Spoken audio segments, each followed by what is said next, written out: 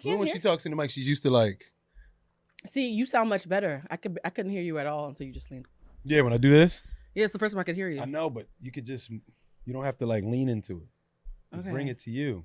Okay. You see what I'm saying? See how I brought it to me? Let the mic come to you. You're such a man.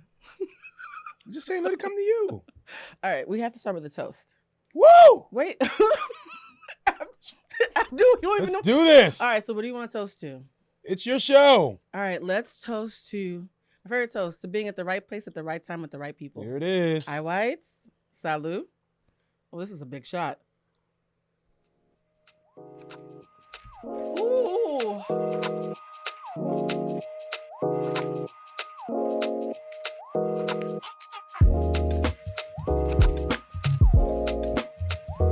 Smoking. That is yummy. Abdul, pour some more. I feel like we're gonna need some more before the show's over. Pour some more. Go for. I was. Chug some water. Yeah, pour some more. All right, guys. My face is warm right now. And Takara, thank you for being here. For anybody who's wondering, Takara is back because Lamar is recovering from vacation. He just got back from vacation, yesterday? And my gut told me I didn't want someone fresh off vacation for the show. I want him to sleep it off, and I'll see him tomorrow. All right, guys, welcome to a supersized edition of Humanized with our extra special guest. I'm already drunk. The desk. Everybody, please give it up for Kara. We need you to help us here. Kara, we need you to help us applaud. You ready? You guys ready? Do you want to announce yourself, or do you want me to say it? I want you to say it. It's DJ DaniLeigh!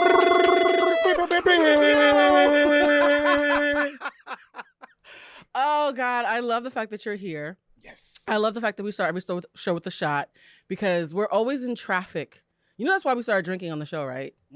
We're always in traffic for every show, and I realize until I take a shot, it feels like work. That makes sense. And now it feels like we're just hanging out. Loosen it up. Oh, yeah, it's going to get loose. Damage, thank you so much for being here. I have something to read because folks are going to wonder why this episode is much longer than usual. This man isn't just a media personality. He's also one of the most well-rounded DJs I know, and I know a lot, guys. And he's also an entrepreneur, a black man who actually likes black women in Los Angeles. Whoop, whoop, that's a thing. And most importantly, he's a fully present father. Damage, thank you for coming. I got to clap for you. Thank you for having me. Now, Finally in the chair. This episode is called Lovers and Friends. Mm-hmm. That's a hot topic. A friend and I were having a debate earlier about what makes a friend zone. And that was a very heated conversation. It was a very heated conversation. So I felt like it was the perfect day to have this conversation with lovers and friends. But before we get into that, I want to have a hot topics conversation with you. Okay. Anybody who has Wi-Fi knows that Damage and I do a show together called Hollywood Unlocked. Yes. And it's kind of perfect that you're here for season 2 of the show because our last guest of season 1 was Jason Lee. Wow. Okay. Yeah, Jason Lee and I actually met on the set of Humanized. Big Jace. I met him 5 days before COVID.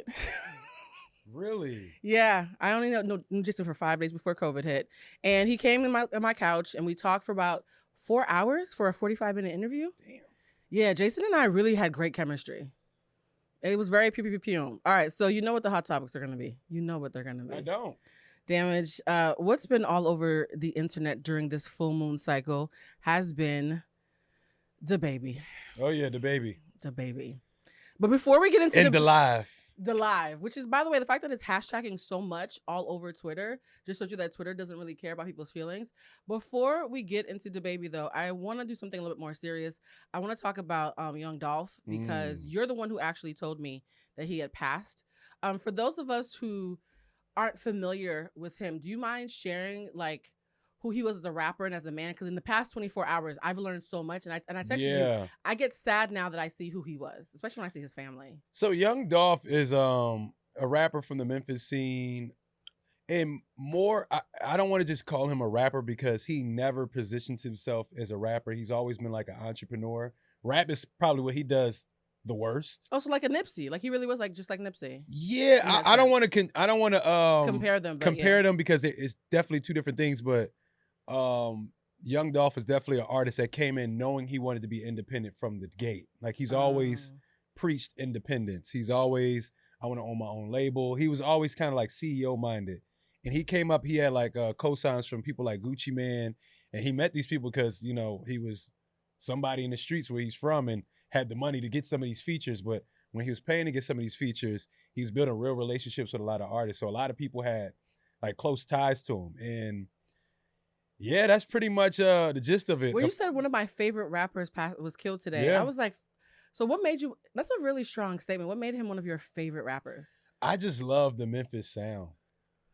Guys, I hate to say it, I have no idea what the Memphis sound is. You have to make a playlist. The Memphis like sound, a Young Dolph like tribute or something, because I literally have no idea what that sounds like. Well, 3-6 Mafia. Yes. So Juicy J. Yes. His production.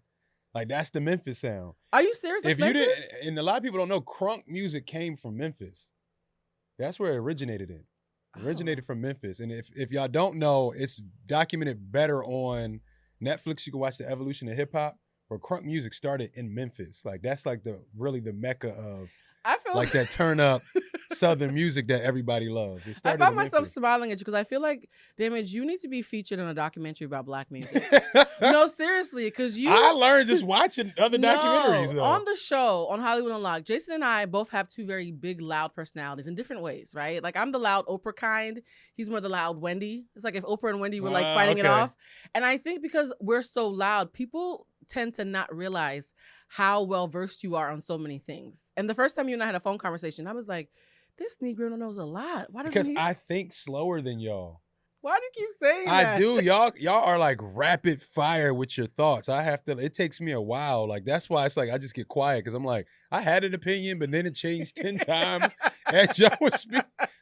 No, like you are so well versed when it comes to music. And I think what's making me sad is the fact that this young man died while he was supporting a local business. Mm-hmm. And I feel like when we're always talking about support Black businesses, he's supporting one in his community, and that ends up being his demise. It sends a really mixed message for those who want to give back to when they make it really big. Yeah, but there's also a duality to a lot of people's character. Right. Unlike Nipsey, Dolph had a lot of things going on in the streets, more publicly with a rapper Yo Gotti. So as much as he gave back to the community, of course he did, I want to just bring up Turkey Drive, like that's all he did because he did so much. But he also had a very well-documented beef with another guy in the street. Yeah, I read somewhere that there were many other attempts made. This is just the one that finally... No, I used to work at Hollywood and Highland, and that's where he got shot at 6 times by Yo Gotti's brother.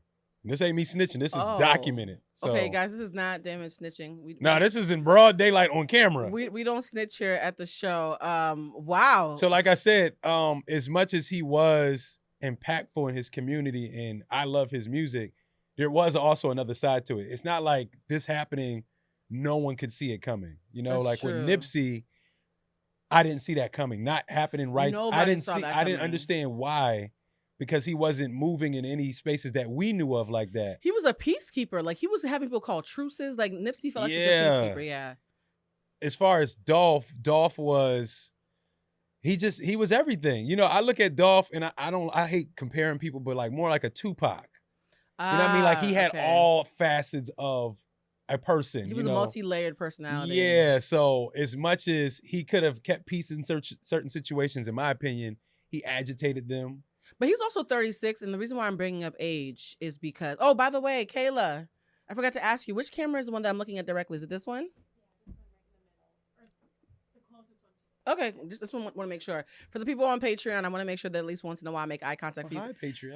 Hey, Patreon, y'all. I'm already slurring my words because I realized I didn't eat today, and that shot of vodka... and that one piece of sushi was my breakfast. Y'all, I need like somebody to like make me live better. All right, the thing that I wanted to point out about his age was he's 36. It's almost impossible to make it to a big age without having some enemies, right? Even if you think you are a peaceful person. Mm-hmm. In fact, there's an old saying that goes, if you live long enough, you become the villain. Yeah. And so I feel like, of course, there are people who didn't like him, but to end someone's life when they have 2 young children and a family... Something about that, and the earthquake happened in Memphis right after somebody said Dolph is shaking the table, and that really made me want to cry because I feel like y'all, no shade, no tea. When I pass away, if it's not a natural causes, wherever it happened, I'm causing an earthquake personally. Yeah, man, the streets don't care though. Streets don't care about none of that. Yeah, the streets don't care about your feelings. One of the things that this made me think about as a hot topic is, and take this leap with me, high profile haters. I want to talk about this for a second, right? Mm-hmm. There's a meme, and you guys really need to stop reading memes so much because they're not always true, that says, no one doing better than you ever hates on you. I adamantly and vehemently... That's not true. I've seen some major celebrities post this meme. I'm not going to name them, but if you have ever posted that meme, please delete it or archive it before, like after you listen to this episode. That is such a false statement. Anybody who lives in LA knows that's not true. And let me explain why I personally have a bad reaction to that. I used to believe that meme. I used to feel like, oh, I moved to LA. Everybody that I'm making friends with is rich, famous, or powerful, which means unlike the East Coast where I was a threat, I don't have anything that y'all don't have 10 times over. So everybody must love me because I'm non-threatening. Until I realized there's other currencies, right? So just because somebody is richer than you doesn't mean they're as original as you, or as smart as you, or as funny as you, or as likable as you. Whatever currency you have that they don't have, no matter how well they're doing, people will still hate you. I have Oscar winners who can't stand me. I'm just like, really? But you got an Oscar? Like, why are you mad? And I know that you're someone who's just like me from the East Coast, who's like, hey, I want to be a team player. And we've talked about this privately, so we're not going to share any names, but talk to me about what it's like when you're someone who is for the greater good and you realize that somebody of power who should be seeing you as someone that they're going to mentor instead sees you as a threat. Look at Damage's face. I mean, what part do you want me to speak to? That's just life though. Unfortunately, that's how it goes. And I think for me in my situation, it's always been black men that I felt like, yeah, it's always black men of certain positions that I feel like, you know, would take a liking and want to, you know, kind of put you under their wing. Right. End up hating you. And honestly, it's because of women. And that's the saddest part. Oh, the plot thickens. Yeah. For those who a lot of times it's because of women. For those who can't see, scientifically speaking, Damage has a very asymmetrical face. So he is what we would call classically attractive. And he is saying that these older gentlemen are salty because their wives might be looking at Damage, fix your face. These men are salty because their wives might take a liking to you. Do you ever find yourself wondering, am I being conceited or is it really that? Like, do you ever find yourself doubting it or do you instantly know? No, I didn't know for a long time and someone had to tell me. I didn't get it. What did they say to you? Well, they were like, well, you get why. And I would go, well, why? Well, because when you come around, you kind of like steal the attention. I'm like, but I don't want any attention. So it's like, for me, I see. I'm not a person. I was always the guy, like growing up, I was shy. Like if I was in the party, I'd be in the corner. That's why I started DJing. I was like, oh, you could be in the corner and still be part of the party. And how old were you when you started DJing? 12. So you got to imagine for me, I'm like, oh, I can be in the party, but also doing something, but away from people. Right. So I don't move in like, oh, I want attention. So if you garner attention and you don't look for it, you're not even recognizing what, like, you know, and no one can. It being effortless actually makes it more insulting and triggering for the person who works for it. And I'm just so like oblivious, and they're like, well, you get it. Like they don't. But the sad part is these people, it's like nothing you can do about it because say if I like your friend here and she doesn't like me back. She doesn't even know I like her, but she likes you. Now I hate her. Like I'm kind of like indirect, like I don't even know what's going on. I'm not even a part of it. Okay. It's like you might have a secret crush on somebody or a crush you're not supposed to have. Right. And you see that person talking to me and now you don't like me. So I don't even get a fair shot. I'm happy you mentioned that because I will say, in addition to people who being rich and famous, because LA is the most stereotypically like fat phobic and like super aesthetically driven place, I thought I would be safe from sexual harassment here. I was like, oh, I'm a big girl, and on the East Coast, I'm popping, right? But I was like, no, like, they like me in, like, D.C. and stuff. Like, I'm real popular in D.C. But I was like, no, in L.A., everybody's a size 2. I won't have nothing to worry about. It's just going to be about business, business, business. I was here about 2 weeks before somebody tried to smash. I was like, I just got here. My bags haven't been unpacked yet. So I thought I could hide, like, being the sidekick. Child. That did not work. The most conceited, like, people who were doing, like, fitness campaigns with their girlfriends. So I'm like, oh, you're a fitness freak, whatever. Child, still trying to smash. And I was like, oh, okay. Well, why wouldn't they try to smash? You're a beautiful woman. No, I know that, but I came in here expecting it to be different from what they're used to. And I thought there was going to be safety in that. I was like, oh, you guys like a different kind of girl. And I realized if you are confident in Los Angeles, that itself is so rare. It's gonna make you stick out even if you are not the normal aesthetic. Yeah, I didn't bank on that. I should have, instead of being like, oh, I don't look like your ex-girlfriend, I should have been like, I should hide how much I like it myself. Yeah. Does that make sense? And you're also very confident too. Like you're the kind of person who, from what I've seen, doesn't need to like prove your point. But when you believe something, you believe it. Because I feel like I used to not be confident. Like when I was younger. What do you mean?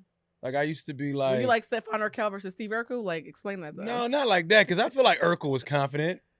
Urkel was confident. But nobody else agreed. Yeah, but he was confident. He walked in like with his suspenders and he was Nobody happy. was trying to smash I was Urkel. like, I was very like quiet. I wouldn't even speak to people. Oh. Like I was quiet. Like I'll come in the room and I'll just sit quiet and just kind of What changed that damage? And I feel like I know what did it. What changed that? I think just my brother, hanging around with my brother. My brother's like, me and my brother, not so much polar opposites now, but he was like extremely outgoing and I was extremely introverted. Oh, so he was like your wingman. I was his wingman. Oh, really? I'm writing in his story. That's So how you I got introduced to music, through my brother. So you were the sidekick in his narrative, and then it kind of ended up pulling you into like entertainment. Even though you were Yeah. shy. He was entertainment, so I wanted to do whatever my brother was doing. I was a follower. Oh, Well, I mean, it's my big brother too, but if there's somebody you're gonna follow, it should be your big brother. But I was a follower. Like I was a follower. Damn, I was. why the emphasis? You had no original thoughts. No, I was whatever my brother was doing. There was a show called Tiny Toons. Did you guys? Because there's a slight age difference between us. Did you ever watch that show? It was a cartoon. Tiny Toons. There was a show called Tiny Toons, and there was this little cartoon of this white girl named Elmira, and she would just grab an animal and be like, I'm gonna love him and squeeze him, and whatever she loved, she would just drag it by the neck and drag it around. I almost feel like you seem like the kind of guy in high school. Some girl would be like, "You're mine, come here," and then like would just drag you. Were you constantly just getting hemmed up by girls in high school? No, because all the cute nice boys got hemmed up in my high school. No, in high school I had one girlfriend. I don't think the entire time. Yep. Oh shit. I wouldn't say she hemmed me up, but she kind of had a bigger personality. She hemmed you up. She was a Taurus.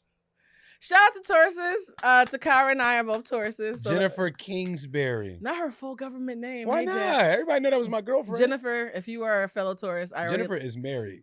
That's fine. Your husband's a lucky man. I like you on GP just because of that. It's hard for me not to like a Taurus woman. No, she was dope. Taurus She was men brilliant. are different. Taurus men are different. She was a 4.25 kind of brilliant. That's about us. Smart. Yeah. Mm-hmm. I was more like a 3. Oh, that's crazy. My GPA was always 3.33. Are you serious? And I never noticed how much that's dope until now. And I'm just thinking about it. It was every year. The synchronicity, 333. I once slept with a basketball player whose number was 33. That's a whole different. Kara. Oh, Takara, I think it's somebody you know. Let me not. Well, if y'all had a threesome, that would have made 333. But since it wasn't. Can I just tell you, we were just talking about threesomes earlier, weren't we? They are overrated. Yeah. Threesomes are so overrated. Actually, let me not pivot away from that. Shout out to those of you who are acting like threesomes are cute. At a certain age, it becomes boring. Like, is my I didn't have enough to be saying at a certain age they're boring. If you haven't had a threesome and you're over the age of 35, you didn't miss nothing. You're fine. Like the things that would have made it fun, you've already worked through that in therapy. So we were supposed to be talking about hot topics. We started talking about young Dolph. Now DaniLeigh and DaBaby. DaniLeigh. Is it Leigh or Lee? No, it's Leigh. People say Lee. Was it DaniLeigh? It gives me a certain kind of tickle in my stomach. It sounds like she's like DaniLeigh. DaniLeigh. Who is DaniLeigh? Danny. DaniLeigh. We just call her Danny. We all saw what is being hashtagged DeLive. How did you feel as a man who is raising a child and co-parenting with someone that you're not in a relationship with? I always wonder how parents who are co-parenting feel when they see the worst case scenario popping off like that on social, because it has to trigger you in some way. God, yeah. My first initial reaction is like, why would he show her and the baby like this? Yeah. Like, why? And the thing was for me, what made him do it? I know it's like nobody wants to think of it like that, and maybe I'm wrong for thinking about it like that, but I'm like, no, a lawyer would ask the same thing actually. What drove him to feel like he had to go live? For what purpose? Like, I want to know what happened behind the scenes. Yeah. But then it's also the baby. So maybe it wasn't anything. You know what I'm saying? Like, it's hard. Like, his personality is so erratic. Is he a Gemini? What's his sign? I have no idea. We need to find out what the baby's sign is. I will say this, though, to your point, it's not victim blaming, because I know some people are very trigger happy with that word. It's not victim blaming to want to know what led up to an incident. Yeah, I want to know. Lawyers, prosecutors, they all do that. What he said is, because I watched the live more than I think the clips that most people watched. He said that she was pregnant. They were never together. She was in the Dominican Republic, and that he went to the Dominican Republic and was completely taken aback by the fact that it's a developing country, right? And the conditions there. And she gave him a sob story that her family wasn't being supportive, and she begged him to bring her back and like be there with her towards the end of the pregnancy. And so for 3 months, they were together so the baby could be born in America instead of the DR. And so she was with him using the baby in the pregnancy to keep him around. But he's saying that, yeah, I'm a smash because I'm an N-word, but like, you begged me to put you in that pirate flight back from the DR, from Punta Cana back to Memphis or Charlotte, wherever he lives, right? He's saying while they were there, they did smash, but he let her know, this is for the kid, it's not for you. Now, ladies, a fuck nigga will let you smash and he's still not trying to be with you. Like let's be honest. And she's saying, well, you kept on like shooting up the club, so didn't that mean we were in a relationship? I get it. Who do you get though? Because my thing is, I get her. I get it. I'm not agreeing with her, but I get it because like, I get it. Shooting up the club is very intimate, guys. Yeah. That's very intimate. Like, because it's one thing, you could have just had her staying somewhere. Yeah. You didn't have to stay with you. Right. And if you want her to stay with, like, it's so many ways you could have did it. So she still probably was acting crazy because he told her what it was. But once you start doing that, and she, to the point where she has to order Plan Bs, like, come on. I think they're both toxic. I know we're supposed to. And this is something I have to say as a woman, because I feel like if you say it, you might get some bullets. I think it's totally possible to feel compassion as a human being for DaniLeigh and her position, especially with the hormones, the newborn baby and all that, and still say, sis, you co-created this though. Like, we feel bad for what he did because that was just completely unconscionable. But you were chasing after someone who's been like this for 3 years. And when you met him, he had a newborn with somebody else. So my thing is, your newborn, you thought your newborn was going to be worth more than the last newborn that he dishonored by going with somebody other than its mother. And you just found out that you were the same. This is a man that smacks women that try to take pictures with him. So I'm not expecting the best. I'm just David not. shows violence this morning. It's not even, it's true. It's all it's just true. Yeah. People all got to get a picture with you and he's slapping them. Yeah. Like, I wouldn't think that would be the if I was a woman, I wouldn't think that's the guy that's going to You know what though? be Prince Charming. I'm gonna keep it a buck. DaniLeigh did something that I think I've done. Kyra, I can't speak for you as a woman in the studio. Maybe you've done. Damage, I don't know if men do this, so please let me know. You hear the stories and they always make it seem like their ex is crazy. And you assume that if you just move differently and love them more and show up more, that you'll be the one that changes them. That literally never works. No, when I see crazy, I run. So men don't have that urge to be like, I'm gonna be different. I can't speak for all men. I think some men like crazy. Yeah. I don't like crazy.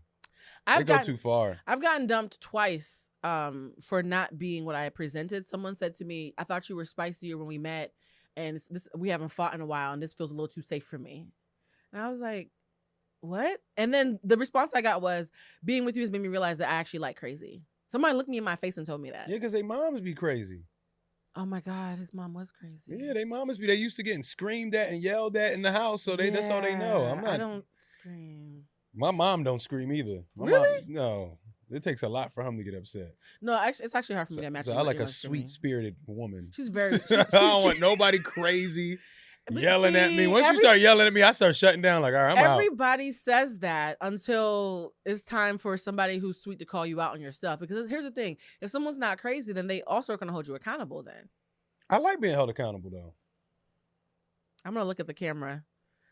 Damage might be a unicorn. Because that's not a unicorn. I'm just... A lot of people say they want a smart woman who's going to challenge them until the smart woman challenges them, even if she does it in a way that is completely reasonable.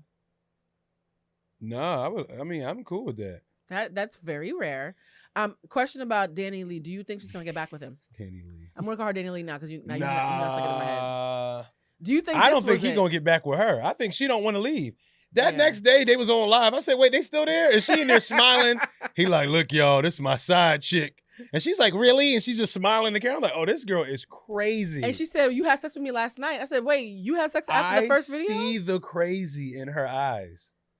Not saying he ain't crazy either, because something been thrown off with him. It's attachment. But her sitting there, after that all went down, the cops came, she's still in there. You see how he panned to that other woman that was in there? She's just like... Yo, his assistant deserves a raise. She's like, I don't get paid enough for this.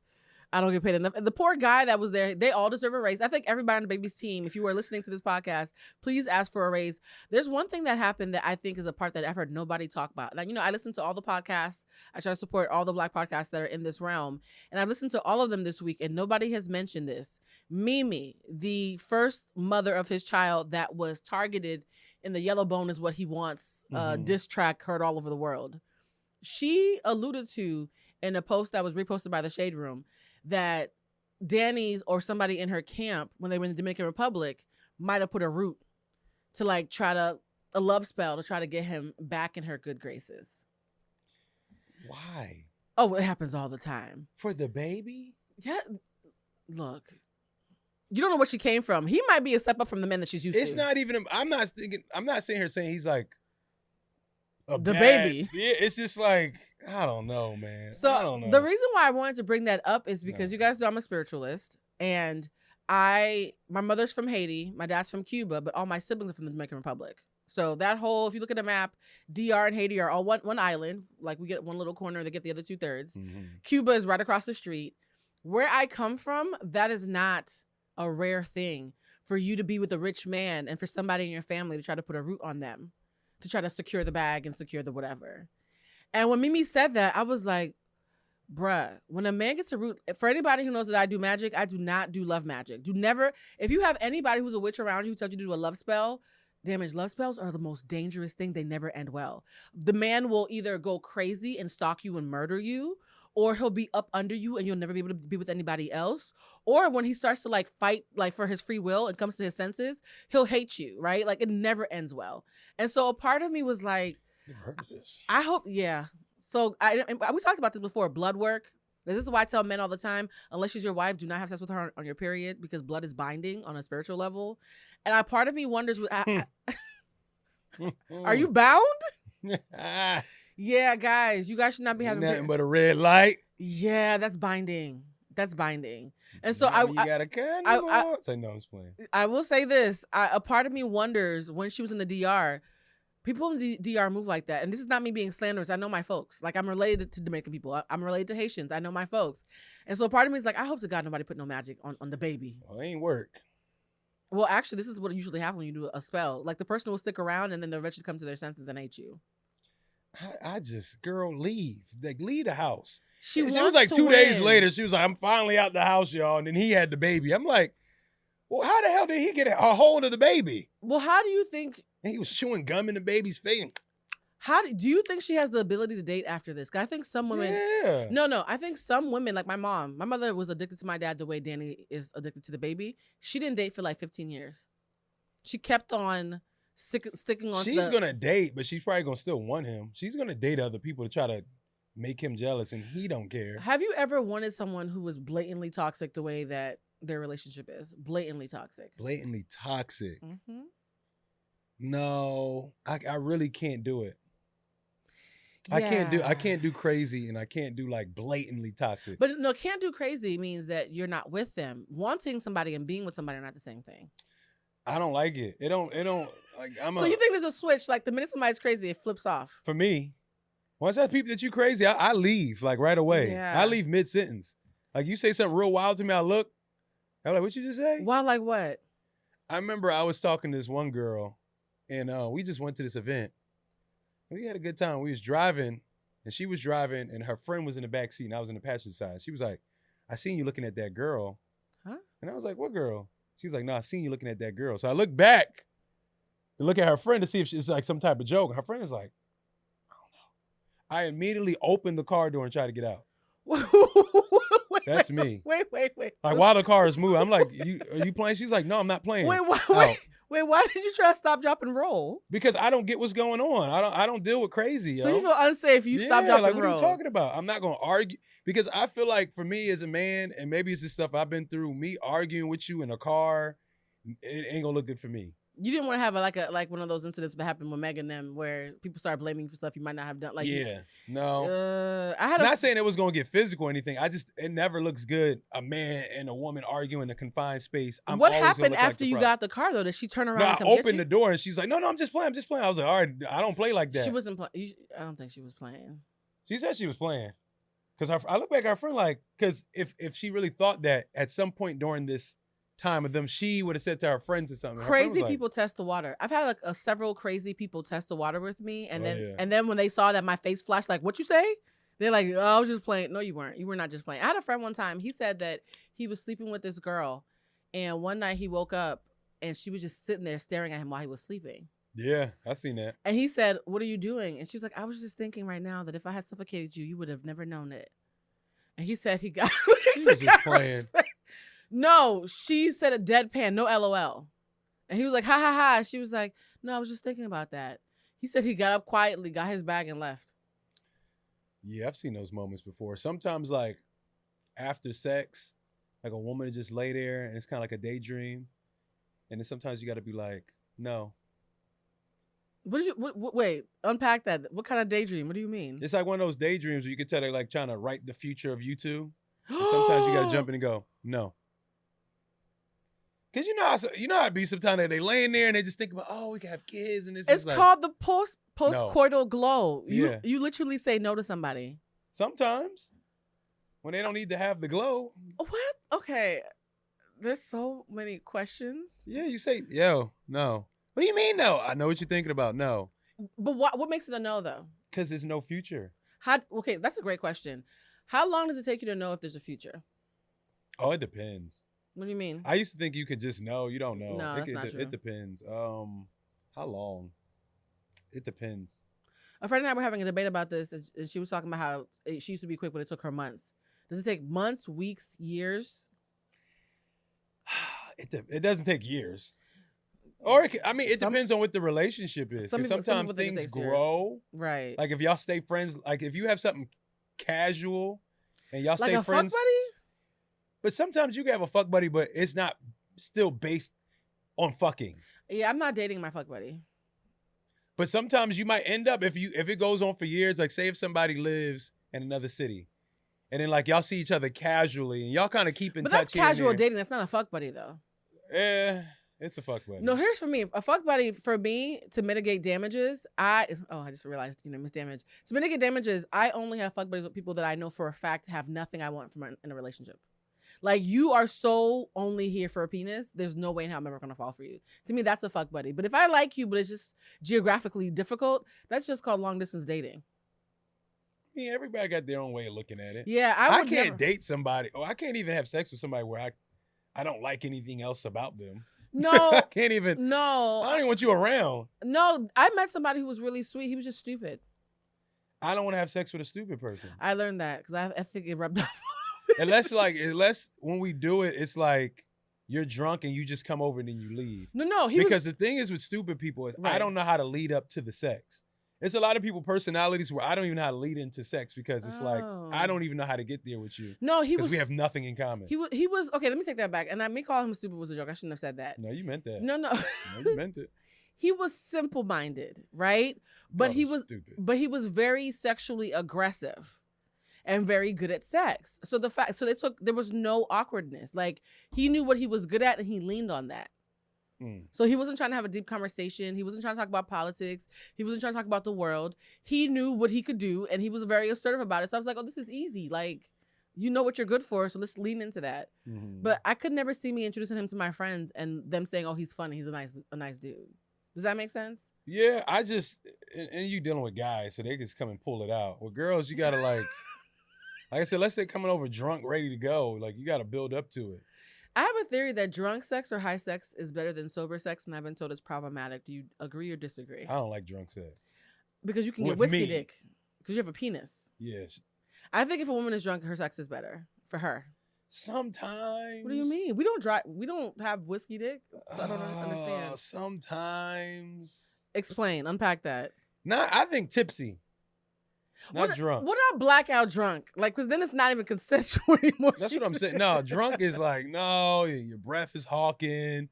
You falling, trying to do positions. Like, you falling over and you falling off the bed. Have you ever fallen off the bed during sex before? Yeah, I felt being drunk. She fell, I fell. Did y'all laugh? I think, no. I think some of us got hurt. Okay, so question. Is there any circumstance where laughing during sex would not piss you off? Yeah. You can laugh during sex. Because y'all, I have, and this is gonna be a little bit of overshare, so it's the Casamigo speaking. I have several parts of my body that are erogenous zones, but that also tickle the fuck out of me and make me laugh. And I've had people be like, "Wait, are you laughing at me?" I was like, "No, I'm not laughing at you. I'm hella ticklish like a child." It's actually embarrassing. It's like the number one, and it's the only thing I find embarrassing in sex. And so I've realized there's some people, anything that feels like levity, they think you're laughing at their dick or you're laughing at their stroke. Like they think you're laughing at them. And so I've learned to ask people up front, do you think laughing is a deal breaker? Because I'm going to laugh at some point just for physical reasons. And it's not nervous laughter. It's just like, I'm just a ticklish bitch. Like, is that a problem? Is that like a learning disability? It could be for some people. I don't think you should laugh every time. Like, no, can you imagine? Like, as soon as you put it in. Like, y'all just put it in. That's not the laugh time. I did have somebody who didn't know how to put it in before, and I had to pull him aside and be like, "So, are you a virgin?" Like, I really felt like I don't think I fully know how to put it in. What? Damn it! I just hand it to you. You have a child. I hand it to you. I used to, You but have a child. at this time, at this day and age, I do not put it in. You put it in. Oh my God! That's okay. the ultimate form of consent. That is, you know That what? is the ultimate form of consent. That is. I'm gonna pull it out. Now you still have an option to say no. But once you put it in yourself, then I know you want it. I need you to do me a favor sometime before the end of this episode. I need you to pull up the lyrics to Lovers and Friends. You guys, the reason why this episode is called Lovers and Friends, because I think Little John, I'm very passionate about this. I already told you. I think Little John is a man ahead of his time. He, in my opinion, was one of the first people to ever do a rap verse about sexual consent. The song Lovers and Friends, featuring Usher. I know it's Usher's song, but in my mind, it's Lil Jon's song. That line about, are you sure before a nigga pull it out? I remember thinking, nobody's ever really like made sure. They were like, oh, well, she didn't stop me. Like, I was like, wow, that's amazing. No, that's a line that guys say. Don't act like no one's ever done No. I actually fell for I lost my virginity to let me just put the tip in line. Oh, Blue, what the hell? I lost my virginity to that line. I was like, okay. What? Yeah, I was 19 and I was like, I don't think I want to have sex with you. He's like, no, let's just see what happens. Like, and I fell for it. I was raised in a Catholic school. I went to Catholic school. So I was very, very innocent. Did you hear about what the Mormons do? Oh, yeah, they call it resting, sitting. Yeah. Like they just stick the tip in and then somebody shakes the bed for them. And it goes in and out. Yeah. So they're not ever thrusting, so it's never considered that's sex. That's called the lazy sex. That's the wash cycle of sex. The fact that other people are there to support it, I love. So this is the part we're going to do the game bowl. Takara, can you bring us the bowl, please? You're like Vanna White. Well, Vanna Black, I should say. Thank you, Takara. I appreciate you. Now, this bowl damage, you have to come a little closer. There's questions in here. Neither one of us knows what they are, and they're on expensive cardstock. So we prep for this, okay? We're each going to pick a question, and if you pick the question, you have to choose if you want the other person to answer first or if you want to answer first. And you have to answer honestly. All right. Oh, I'm nervous. Here we go. Do I read the question? Yeah, read it out loud so the audience knows what's going on. I'm so nervous. When it comes to romantic relationships, what's the biggest lesson you've learned about yourself over the last 2 years? Damn, we starting heavy. Okay. Yeah, when it comes to... All right, you go first. I think slow. Fuck, okay. I feel like you got something ready for this. I don't. I didn't look through any of these. That I'm a beta and that I hate feeling judged. Like the minute I feel judged, I shut down in any way. Like I don't care if I'm madly with somebody. The minute I feel judged, I feel very unsafe and I shut down. So my emotional safety is more important to me than I realized because I never really thought of myself as sensitive. But over the past 2 years, I'm realizing that so much shit has happened. It's made me more sensitive than I thought I was. Mm-hmm. I think I learned that let me get my words right. I need to be a priority. That's a good one. Like if I feel like I'm not a priority that's a good one. In your life or in a relationship, I'm just going to not want to be a part of it because it feels like it's hurtful. It feels hurtful. And That's very honest of you, Damage. Well, yeah. Did Damage answer that or did Abdul answer that? That was very honest. There's not two different personalities. Yes, there is. No, it's not. Yeah, I have two different personalities. I don't. I have one. Oh, I have. So this is another thing, I guys. don't have a Damage and an Abdul. I've actually never been cheated on that I know of. That part matters. Because you can put that on the table because I've been told that there's so many of me. No, there's a couple of me in here. We're gonna talk. That's a big shot. Is it? Shit. Here, take some more. All right, take a shot before I answer my question. Damage, can I just tell you how proud I am of you for being so honest on the show? My question, you ready? Oh, I pot. Yes, you do. And you're a damn good potter, too. I'm a pot. If I'm coming, I'm coming. No, you're very good at it. I have to say that. All right, my question. When it comes to dating, would you advise women to shoot their shot? Of course I would get this fucking question. Damn. All right. I have strong feelings about this. When it comes to dating, would you advise women to shoot their shot or wait for a suitor who wants them enough to pursue them? Note, you can't pick both. And the question was pursue, not chase. Ooh, great nuance. I'll answer this one first because I feel very strongly about this. I feel like it depends on what kind of woman you are. If you are a woman who has had problems feeling empowered, and shooting your shot at a man is your way of feeling like a badass, then yes, let's go for it. That's great. For someone like me who presents like an alpha but who isn't an alpha, me shooting my shot is just more in the wrong direction, so I would never do it. Like, I need my divine femininity to be affirmed. Also, I'm very honest about my ego. If you don't choose me, I'm going to always be like, that's the nigga that didn't choose me. It's going to always bother me, so I would never shoot my shot. What's your answer? I think women should shoot their shot. Why not? Other women who are not like me. That's great for y'all. Yeah, like, why not? I think you should. I do think... If it compels you to. Like, if you see somebody that you're really into, not just shoot your shot at everybody. Like, why not? And I ain't saying shoot your shot like you got to spit game, but like, women, there's so many ways to shoot your shot. There's so many ways to show like, hey. I used to be a master at shooting my shot. And I think I told you this story a long time ago. I was always the person who'd be like, yo, I want that. I'm going to go for it. Like, I remember my homegirl in high school, there was this really cute boy. His name was Eves. Shout out to Eves. He was fun. Oh, child, I just got a hot flash. Eves. His name was Eves. It was French. He was sexy as shit. And like, she rolled up on him and got his number before I could. We were literally rushing towards him and she got his number first. A week later, she was like, I don't like Eves. He's too nice. I was like, well, I like nice men. Can I have him? Like, we literally. Can I have him? Literally, I was aggressive. Passed him off. Like, she was like, no, you can't have him. And we literally fought about it. Like, I was that kind of bold. And then when I hit 30, I was talking to one of my own homegirls. Shout out to Shamir. I haven't said your name in a while. I love you, Shamir. And I was like, why do all the people that I date, like, they're kind of carrying me. That's East Coast slang. I don't know if that even translates to the West Coast. I feel like I'm getting carried by the people I'm dating. And I was like, all the people that you date, they spoil you. What's the difference? And she was like, Blue, my men choose me. You choose yours. And there lies the difference. And I realized that is true. The men who had to hunt and kill for her and to get her to acquire her, their level of effort and investment was there at the beginning. The dudes that I was pulling, they were like, well, bitch, you came and got me. And whenever things got hard, they're like, but you came and got me. And it always came up. And so I was like, never again. Never again. There is truth to that. There is truth to that. But there's ways to present yourself. What does that mean? Like, you don't have to like fully tackle them. Like, oh, I want you. There's ways to be like, hey, like, I think you're attractive. Like, we should, like, there's ways to do it. There's ways where you can still straddle the line of doing both. That's all I'm saying. Yeah, I don't know. I'm not equipped for that. I people have told me they think I might have Asperger's, so I don't even think I'm equipped to do that. Yeah, but I suggest a lot more women to do it. Yeah, if you need it. I will say this though. I wish more men were honest about their lack of clarity, because everybody at this point knows about my horrible date. If you haven't seen the last episode, we had a sex trafficking expert talk about why my last date scared me more than I realized. Because that date with the white guy, I actually was traumatized about that more than the funny story. Like, I was traumatized about it because I felt unsafe.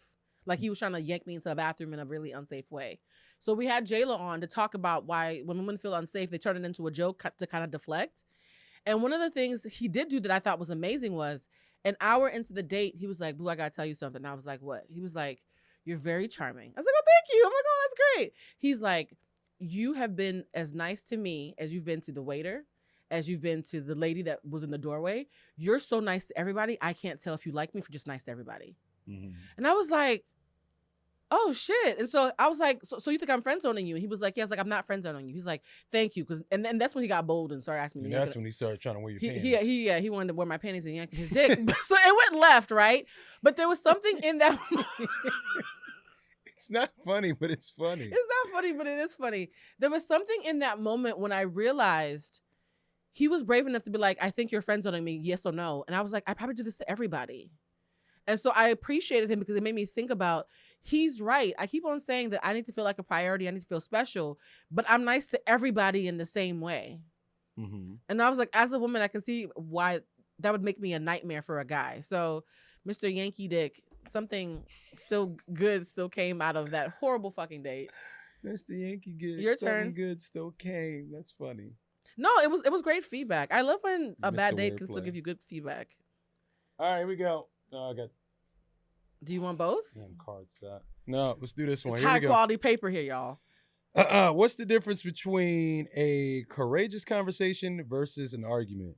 You're definitely going first because I don't know. The fuck? What is a courageous conversation?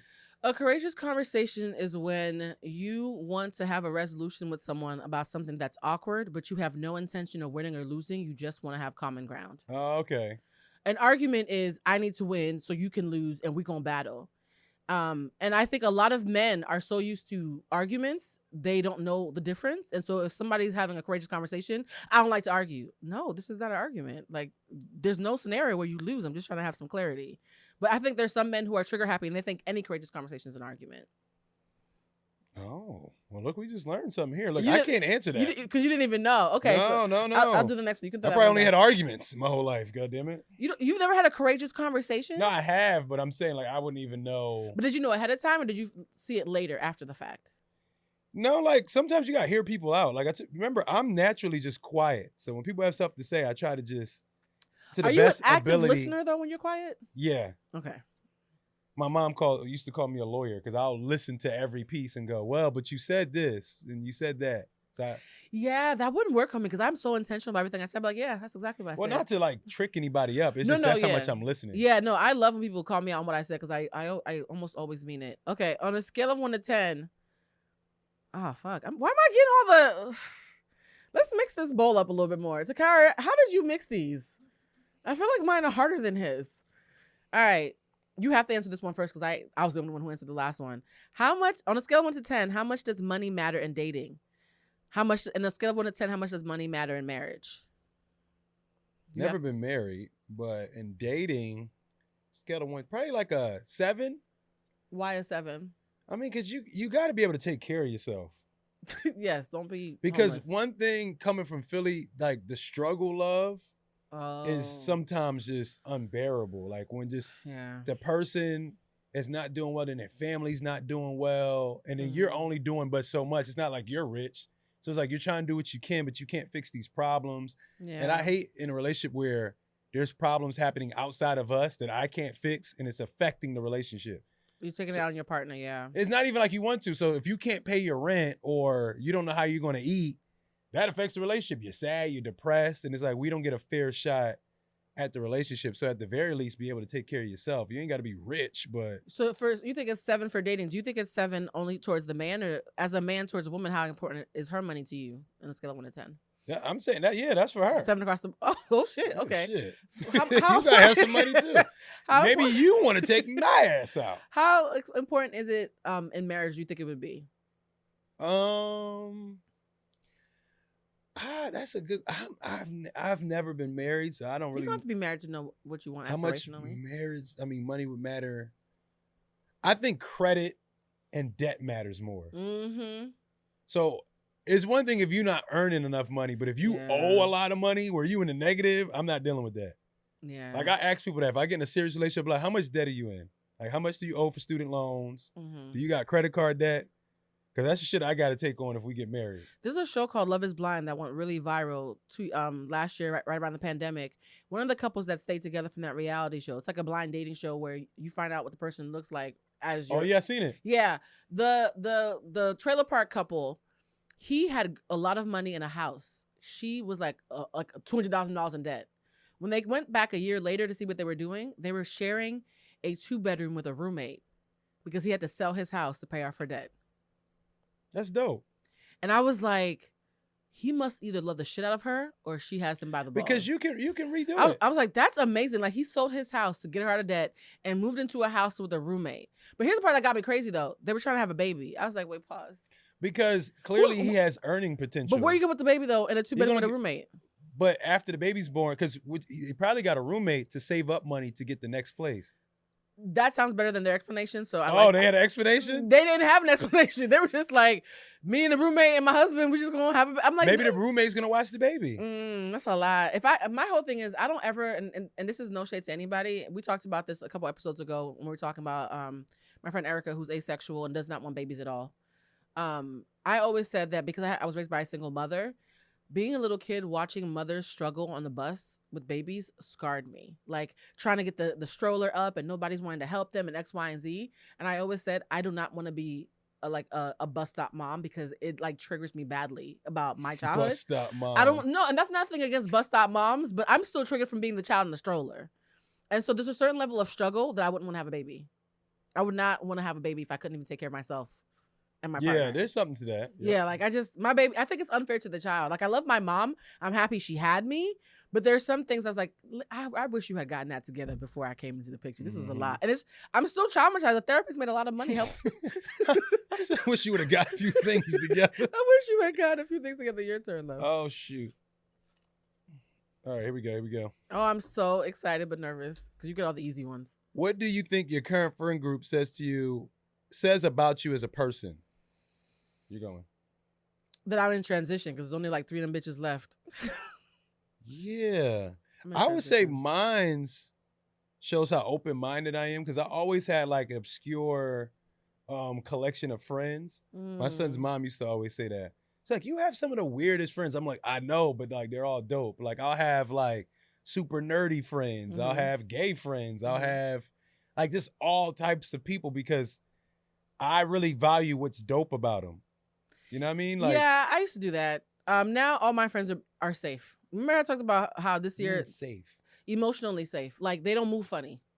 Like nobody that none of my core friends I could say move funny. When I tell you the one thing that like all my friends look different, but the one thing that makes them stick around is that none of them, I wouldn't feel crazy leaving my boyfriend around any of them. I wouldn't feel crazy leaving my purse around them.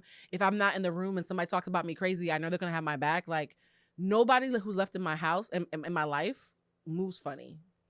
So that's the one thing that's consistent about my friends. But you sound like you. It says, what does it say about you as a person? It says that I've been through some trauma and I need to be safe. Everybody around me keeps me safe. And if you don't, child, you be gone so fast. What does it say about you? That you're open-minded? I would say, open-minded. Yeah, I need to be safe. Because some people, it used to really, like some people that I know as friends, like people wouldn't think I'll be their friend. They're like, wait, that's your friend? I'm like, yeah, that's my dog. They're like, okay, I wouldn't think that. Yeah, I get that a lot too. But I've always, and this sounds weird, my first friends were all foster kids. I know this is gonna sound bad because my mom and my dad brought me to this country and didn't come with me. I thought I was an orphan. I didn't think they were coming back. So all my friends growing up were all the foster kids in the neighborhood. So I've always had friends who had rough childhoods. That's like the one thing that a lot of my friends have in common. Mm-hmm. There's usually like a really fucked up childhood story. I'm like, oh, you have childhood trauma too. Let's be friends. Oh shit. I feel like I'm getting all the hard ones damaged. Maybe we're gonna turn the bowl around. What are 3 things that let you know a romantic relationship needs to be over? You can go first in this one. Well, lying. Consistent, like, lies.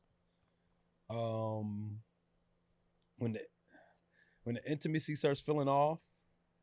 Explain. Like, where, like, when you just kind of sit next to each other, laying next to each other, it just feels cold.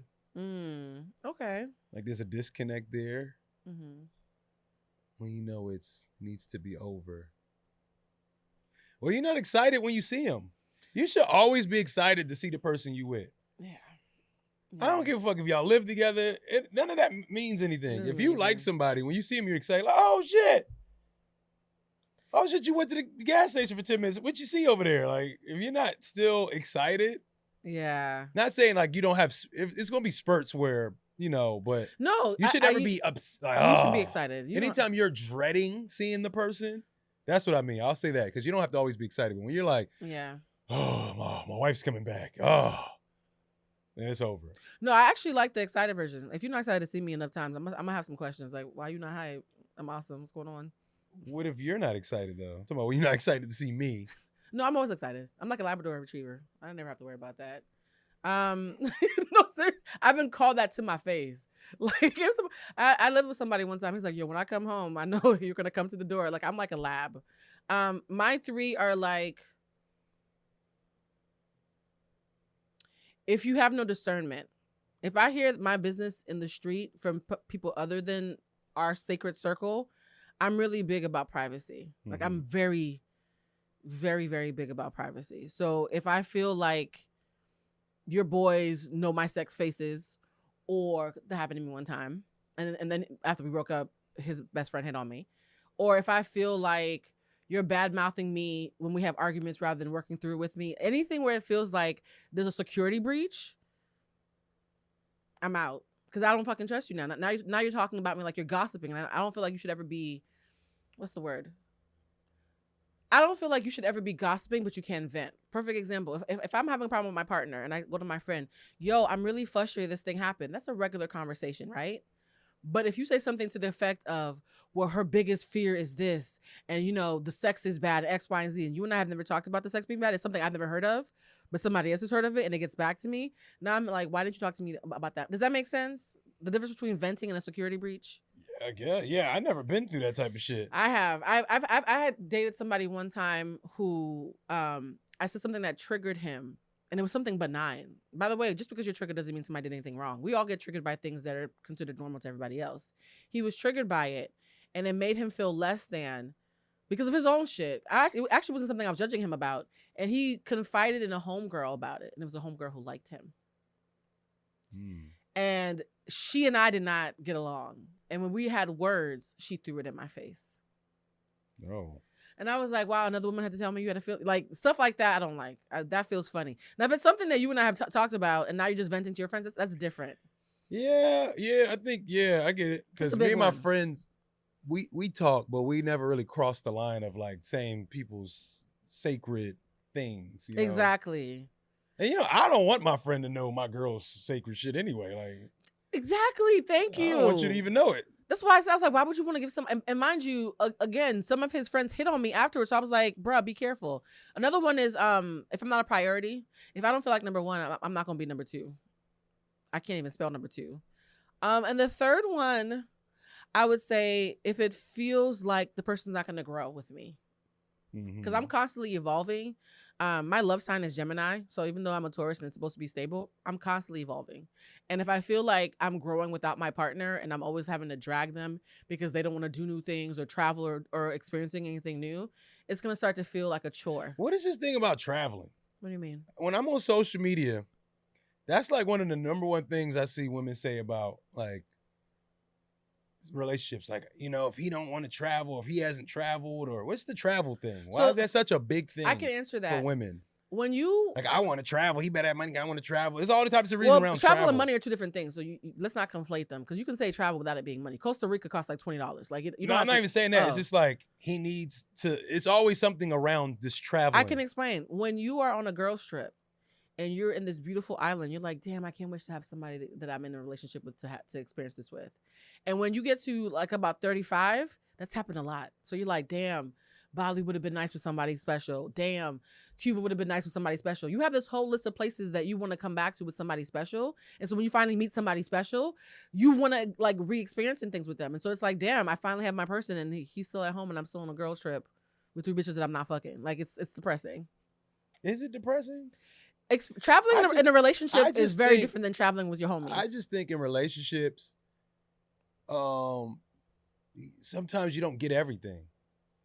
What would stop somebody from booking a flight once a year? Well, but sometimes people don't like to travel. Some things people don't like to do, but you can still do it for yourself. Like if you have a good person, I think some people just throw away the fact that people can be good, simple people. But I know some people who travel though. And some people don't like traveling. No. I think for me, if I couldn't see, and just for you, it's for everybody. Everybody, my man needs to travel. I can only speak for me. If I like, because I love to curate really beautiful international experiences. And I had a friend who was from the South, and Like to curate I do. I'm very good at it. international. People have tried to buy my itineraries for me before. Like, people have seen my. I believe it. People have tried to buy my. And here's the thing: my mother always told me, if you don't have money, you have time. And so one of my homegirls had never left the country, and she didn't have a passport. My other homegirl had never left Iowa. DC was like the big city for her. And I was like, oh, honey, we're getting you a passport. I got both of them a passport. I said, how much do you make? One of them didn't make a lot. And I was like, all right, bet. So we can't leave for 6 months, bitch, because you don't make a lot. And so every 2 weeks for 6 months, she gave me a couple $100 out of her check. By the time we got to London, we had limousine service everywhere. We were eating in the Eiffel Tower. We were like, she literally was like, But that's dope. You did that with her. no, but like, I wanted to do that with a partner, right? Like when we're having a candlelit dinner on the water in Amsterdam, and it's me and the bitches I'm not sleeping with, I'm like, hey girl, isn't this romantic? It's I like just feel like 10 other couples. I don't know if it's social media. I feel like people No, want it's their not social partner media to to me. be all these things. He got to be like a fashionista. Who said He that? got to be. I'm No. talking about people. I ain't talking about Oh. you, but people. He got to be fly. He got to be tall. He got to want to travel. It's like some people are just simple, good people. No, I think experiences in general, whether it's traveling or not. My mother used to work in a nursing home, and all those 90-year-old ladies, it was a Jewish nursing home, they were rich as fuck.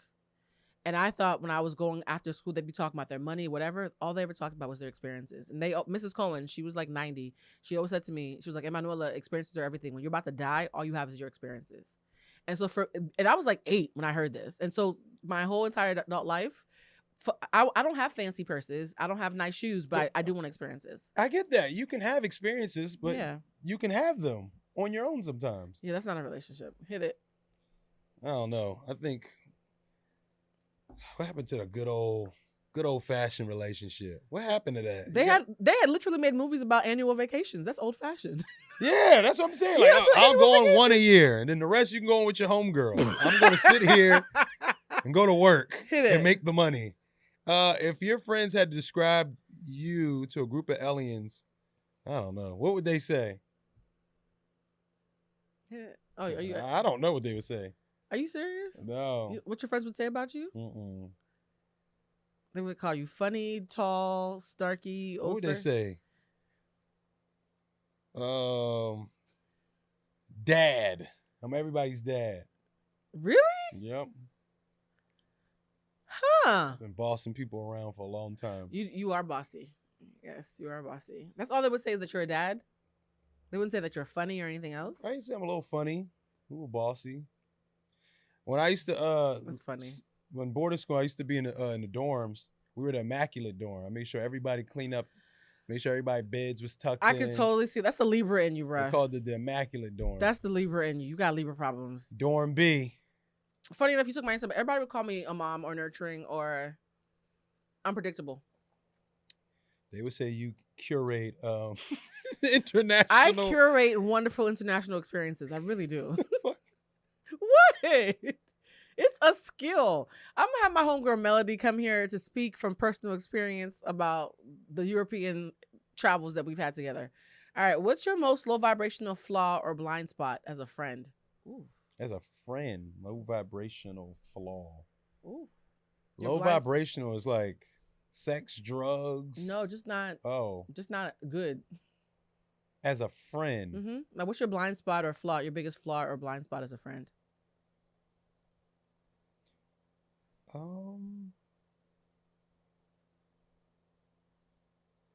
Biggest blind spot. Maybe I could be more sympathetic. Okay. Even though I do feel very sympathetic. I think it just depends. But Feeling and expressing are not the same thing, though. You can feel it and not express it. I think I could do it better, though. Yeah. For sure. Yeah. Yeah, you do rush to fixing. Yeah. I'm like, can I finish feeling it before we fix it? My biggest blind spot as a friend would be that I make excuses for people that I love. Like, if there's a red flag, I'll ignore it hardcore for a very long time. Oh, I see the best in my friends, you're like, good at this stuff. to my detriment. How am I Talk gonna? about feelings and stuff. I don't be knowing. Are we doing all the cards? Yeah. Oh. That's a big ring. What are they? Okay. And by the way, if you haven't noticed, the episode's called Lovers and Friends. These are all questions about love or friendship. Oh. A theme, right? Don't you love a theme? Go through that. Go, look at that. What are 3 things our friendship has taught you? I can go first. Okay, go. So definitely like spirituality. Yes, Abdul is Damage is very spiritual, guys. You are surprisingly spiritual. That's definitely taught me that. Definitely taught me I'm gonna put some of this stuff into words. Okay, you go while I think of these words. Wait, you gonna give 1.5? Okay, we'll circle back. 3 things our friendship has taught me. Patience. I'm a very impatient person, y'all. I'm working on it. You know why? I spend so much of my life waiting on things that I'm at the age now where everything makes me feel a little impatient. But our friendship has taught me patience. Patience, forgiveness, and it's also taught me how protective I am of you. Mm-hmm. I didn't realize how protective I was of people in my life, but like we've discussed this. When people talk about you in a way that I don't think is becoming, and it's usually like a salty woman who you don't want to have sex with. And guess what? You don't have to do that. No, I know. I'm clear about free agency. I'm very clear about free agency. I'm very used to people talking salty behind my back. I don't like it. So I think it's been a theme of my life. When you have a friend who is better than what people want them to be seen as because they think they're shining, they're trying to bring them down. I didn't realize how protective I was until I found myself in situations where I was like, yeah, you're not gonna talk about him like that around me. So yeah, it's taught me that I'm a lot more protective than I thought. I'm a lot more forgiving than I thought. And that it's teaching me, present tense, teaching me patience. What's your list? I'm gonna go. I hope I'm saying this right. You said, how do you say it? It's like, because I'll be like, I don't want to. I'm not trying to change who I am. You'd be like, are you open to evolve? Mm-hmm. Can you say that how that's supposed to be said? Because I'm saying it wrong. Yeah, I always tell people stop saying that's just how I am, because that means you're not making room for evolution. Yeah. So that was really like deep. I always think about that. Like, yeah, but you can evolve. I'm like, oh, evolving. You gotta change, you just gotta evolve. Yeah. Also to be like more nurturing. I feel like I'm nurturing my own way, but the way you're nurturing it, like it always feels like family. You know, I was like, man, I wonder if I can give off that feel, because I always give off kind of like a different vibe of nurturing. What do you think your vibe of nurturing is? Well, like you said, I'm always like trying to fix things. Like I just have a different way of doing it. Yeah. But I want to have that way too, because, you know, I'm a father and everything. I feel like you're very like, it's like a warm hug when you come can we sit in this for a second and feel the feelings and then fix it? Well, the thing is, most people sit in the feelings and that's it. But that's an assumption that everybody who's sitting is going to stop there. You have it's not even an assumption. It's just a reaction. Yeah. This is like, I don't want you to sit in it. Yeah. So while you're sitting in it, let's think about this too. So we have like some steps. And I can see why you would have to do that if you were dealing with somebody who's a victim, but I'm not. And so for someone who is very empowered, it feels a little dismissive. Like, I'm very good at fixing things. I fix a lot of things, but I need 10 seconds to feel it first. And that's something. How many people are like you? I'm only me. Exactly. But here's the funny thing though, like that's why you have to, you remember we talked about Kobe. We talked about people feeling like they're being heard. Are you listening? When someone tells you who they are, then you can't use what you use with everybody else with them, because they already told you there's somebody different. So now you have to respond to them the way that they are. But you kind of just are who you are too. No, everybody is who they are. And so I don't ever have a one way of doing things with everybody. Like if I'm really listening to you, I'm like, oh, Abdul needs this. I don't care that everybody else needs something different. I'm talking to Abdul right now. So I give Abdul what he needs. Like I make sure that everybody gets what they need, not what I assume the aggregate is. You know what I mean? I had a friend. This is actually funny. See, that's what me and you differ. You don't curate it per person. You just give everybody the same thing. No, because I have a skill, and that's my gift. That's it. So when you come to me, not you per se, but when people come to me and know me, they know what they're coming for. People call me like, look, man, I need one of them talks. Yeah. People come straight up like, look, I don't know if I can, get through. I need some motive. I just need listen. But if you're a good listener, what I'm saying is just more listening. So if you're already good at listening, that's just an extension. I don't know what you're saying. Perfect example. A couple of days ago, I was having a very bad day. I was very upset. And a friend of mine was traveling internationally, but had a layover and called me. And we only had, I think, like 20 minutes to talk on the phone. The first 5 minutes was me just venting. And he was actively listening. And when I was done, he said, how do you feel about that? He's like, I heard everything you said. How do you feel about it? He didn't rush to fixing it. He wanted me to have time to process my feelings. And I was like, well, now that I think about it, you're the first person who's asked me since I've been bitching about this, how I felt about it. I'm hurt. I'm hurt that somebody I trusted ended up being duplicitous. And now that I'm thinking about it, I'm also judging myself for being stupid enough to trust her. He's like, well, it sounds like you're not giving yourself any grace. And I was like, you're right. And he was like, so do you want to talk more about you being hurt, or do you want me to help you find some solutions? Like, he gave me the option of, do you want to keep stay in your feelings for a while and finish unpacking that? Or do you want to pivot to a solution? Oh, that's what With you, you'll be like, well, you know, Blue, fuck them. Nobody can blacklist you.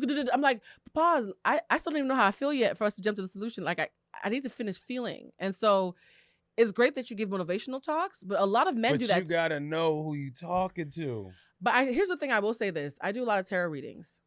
I will say about 60% of the married women who come to me, regardless of who they are, it's the number one thing they complain about is that my husband always wants to fix it, never lets me have my feelings. I don't think it's just a you thing. I think masculine energy is taught to fix. There've been studies on this. Men are taught to fix, but they're not empowered to sit in their feelings. And if they do sit in their feelings, they're often judged for it. And because you guys get judged for that, it's sometimes hard for you to give a grace that we don't give you.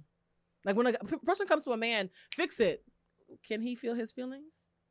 Yeah, maybe. Like I think it all depends on the person. I don't know. I with think me, I think holding space is universal. Though, so I'm gonna push back on that. Holding space, psychologically speaking, is a universal thing that all people need. That's not individual. I don't know what you're saying.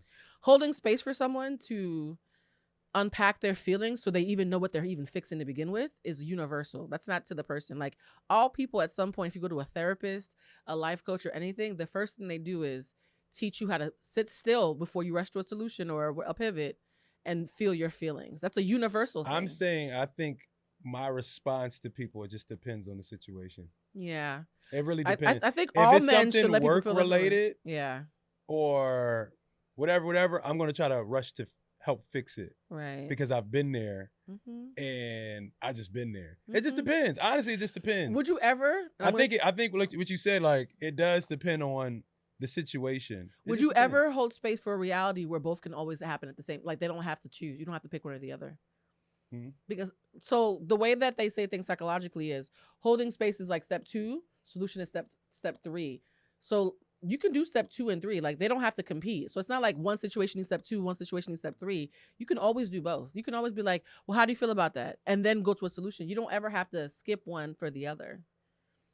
Yeah. Would you be open to like thinking about doing that more? I think for me, if you talk about, somebody, it's certain situations that I just don't give a fuck about. That's true. So like, if you tell me, this person said this and this and that, fuck them.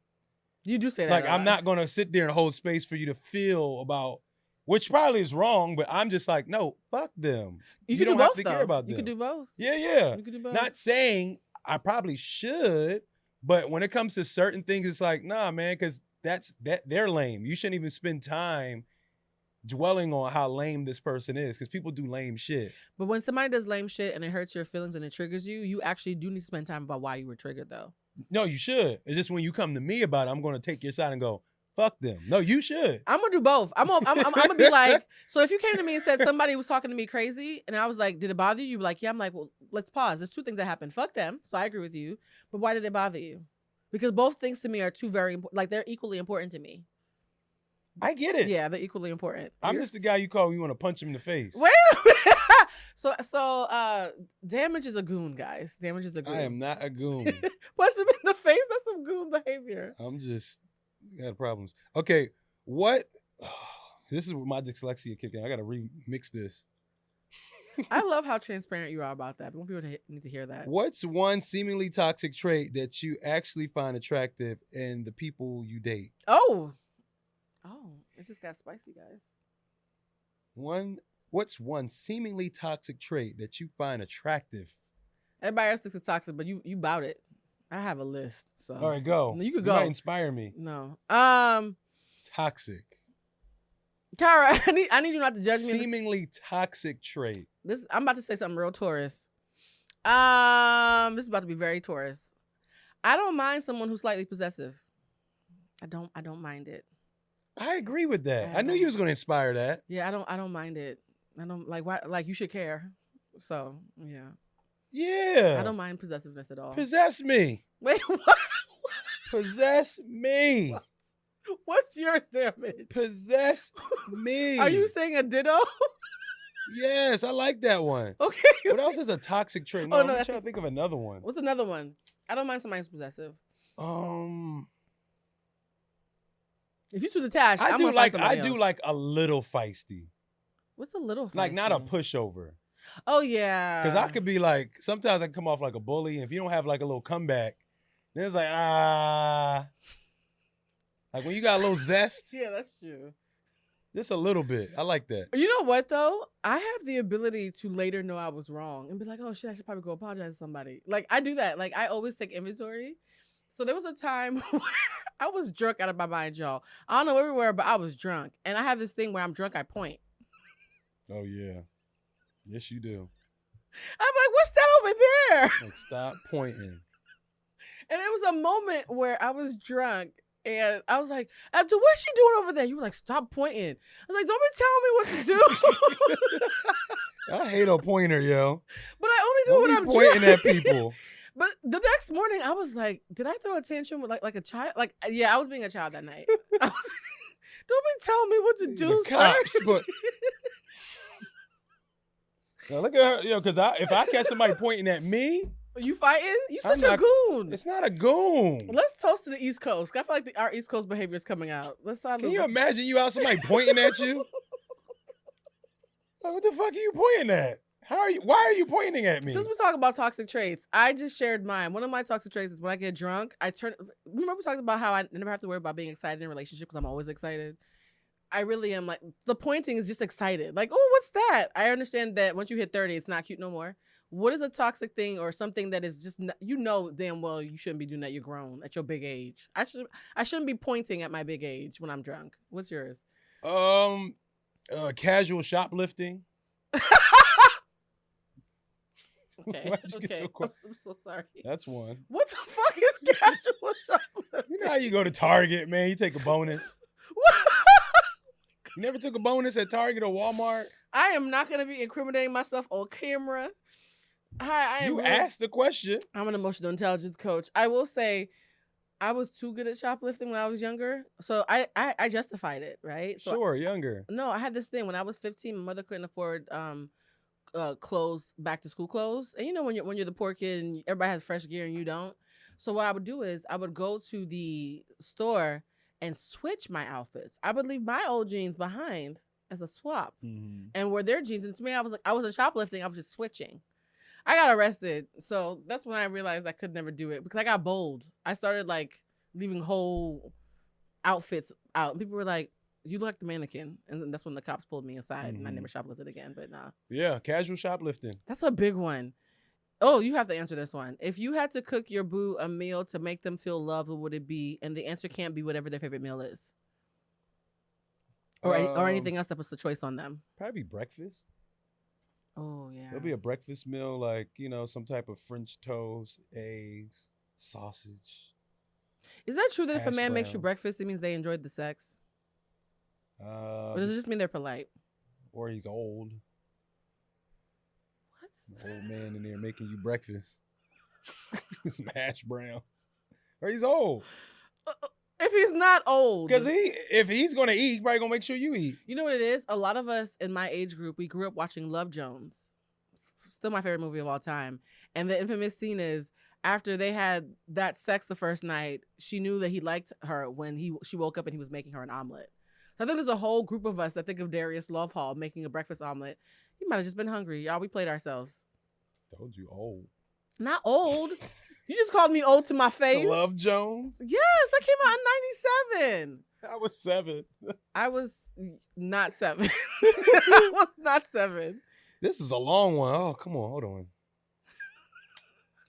If God told you today that you had to add 2 new people to your soul tribe to be a better person, describe what those people would like and how they could help you elevate.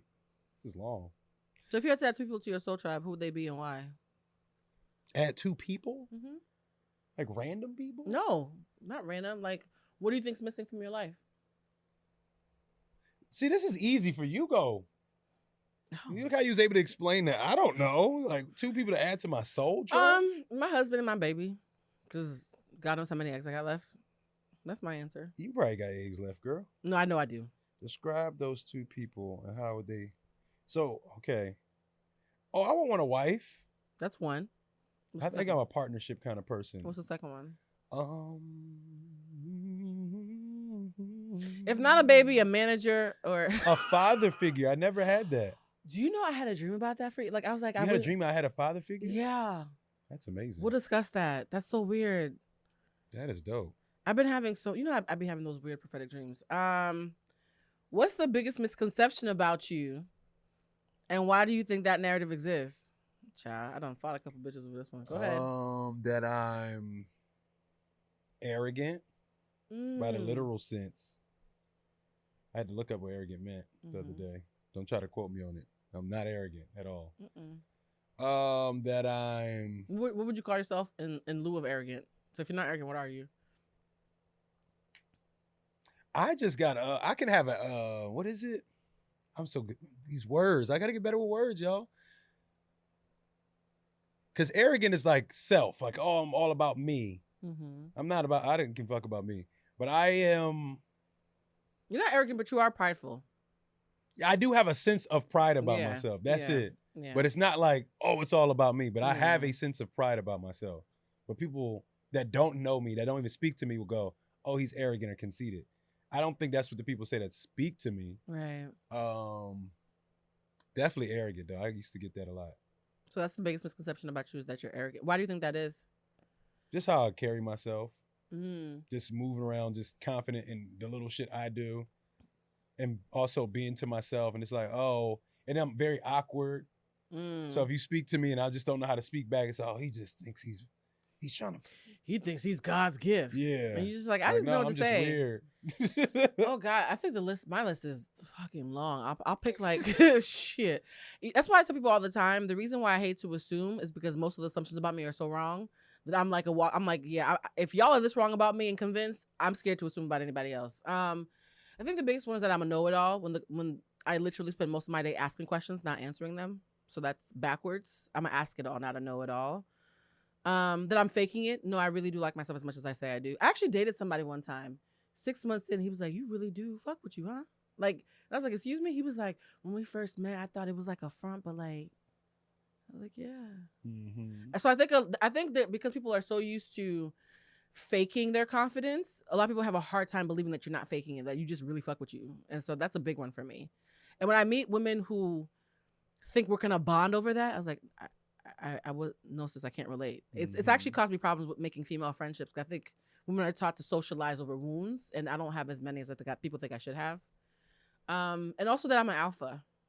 That's a big one. I think a lot of my problems come from people thinking that I'm this mythical, I'm gonna kill everybody, but like most of my problems come from me being too gracious or too beta or not advocating for myself enough. So I'm the opposite of what people perceive just because I'm a loud West Indian. So people think you're an alpha. I'm not an alpha at all. I am. Yeah, I'm not. And I didn't know. Oh. I thought I wasn't. See, it's the funny thing on I the get show. forced into being. I'll be like, oh, when I be trying to take the back seat on stuff, people like, yo, so I really need you. I'm like, wait, I don't want to do shit. Nah, man, I think you. Are you an alpha because you have to be, or because you really? I think it's just my personality. Yeah, but I didn't realize it. I had to start owning it. You come off. People think you're a beta because you're quiet, and they think I'm an alpha because I'm loud, and we're the opposite. Yeah, then when I'm the loud beta, and you're the quiet alpha. When push come to shove, it's like all on me. I'm like, oh, okay. And you like that?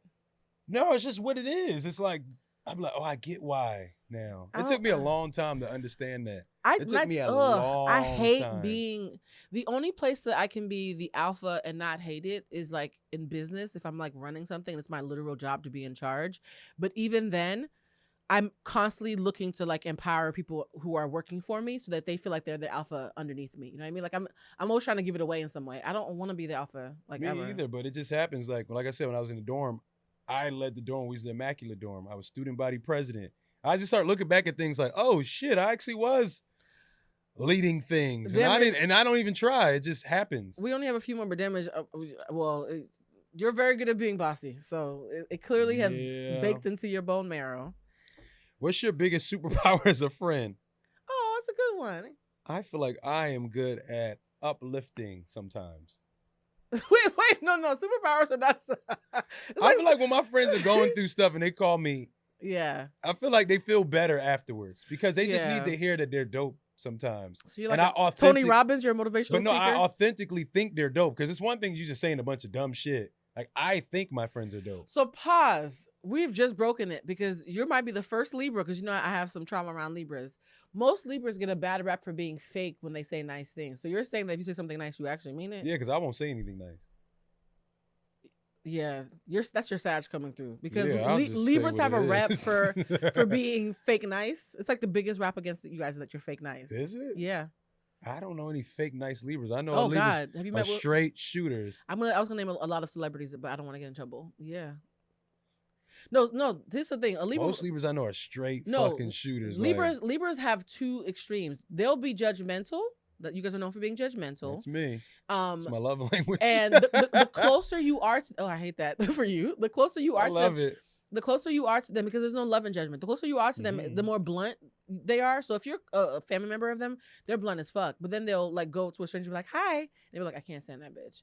And so they're known for being very Oh no, I cordial. So that might be your sad side. can't. No, I can't. You don't do the Libra cordial. I can't. You know how many people I be wanting to punch in the face? I can't Oh. do the fake. I'm bad at that. That's why I don't have friends out here. So If I was so good at that, I would be everybody's friend. your rising sign is Sagittarius. For those of you who are I cannot do into sleazy. astrology, Sages are known for saying what the fuck they mean, even if they have everything to lose. So that's your Sag coming through. Mhm. That's why sometimes I gotta like go home and sit in the quiet and go, don't say that. Don't say that to them. Don't react like that. I have to talk myself out of like,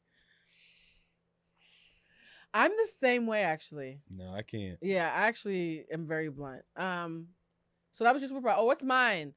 My superpower is that I can make people feel really safe even in ugly situations. I think I would have been a great like hostage negotiator. But my other superpower is my other superpower is that I can cause a ruckus. Like it's two extremes. Like I can create ruckus or peace in equal measure. Okay. Yeah. With your friends. No, with everybody. It says with your friends. Oh yeah, okay, yes, sure, with my friends. I can do it with everybody. Start talking with everybody. Cause ruckus. No, it's either peace or ruckus with me. I can do both. Oh, okay. On a scale of 1 to 10, how important is sex? And if sex isn't great, do you think you can teach your partner how to satisfy you? Why do I get you answer this one first? Ooh, child. If sex isn't great, can you teach your partner? On a scale, the first question is on a scale of 1 to 10, how important is sex? I got 6. Okay. Why is 6? Because it's not that important. When you think about the overall of a relationship, it's not Yeah, that that's damn true. important. Like,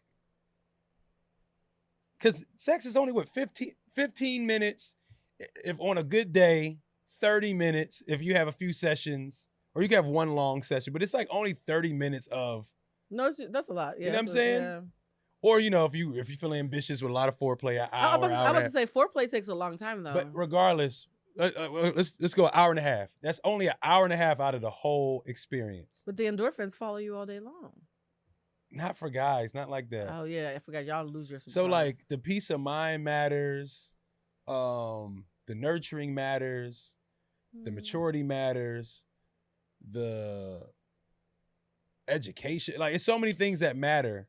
Do you The think conversation matters a lot. Oh, that it does matter a lot.